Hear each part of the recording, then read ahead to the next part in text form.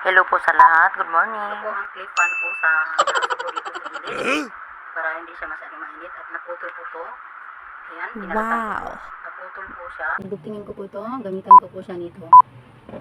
Gunting po. Speed po natin para medyo mabilis.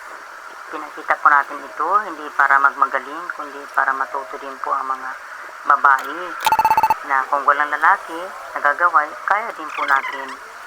Ganito lang po siya ang ginagawa.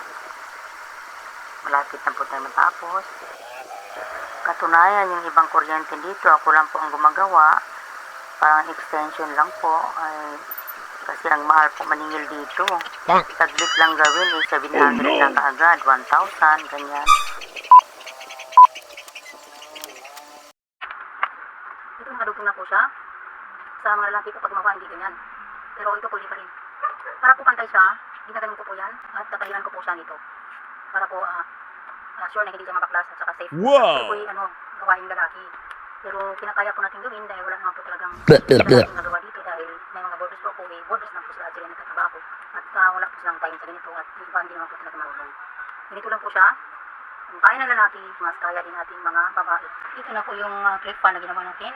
Ito po, at isaksak ko na po yung cord na ginawa ko. Wow! Ayan na po, umandar na po siya. Ito po yung ginamit ko sa aking aspin dog dito sa gilid. Habang gumagawa ko sa parlor, pag may tao o kahit walang tao, talagang nasa labas po siya sa gilid pag araw. Ito po yung ginagamit ko sa kanya. Katunayan, nung nasa ospital ako, nagpunta ko, ito po nakatutok po sa kanya para hindi masyadong malimit. Ganun lang po. Ako lang po yung amo ng aso na electric fan po habang wala yung amo.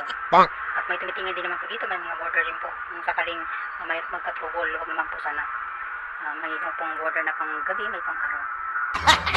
Thank you for watching.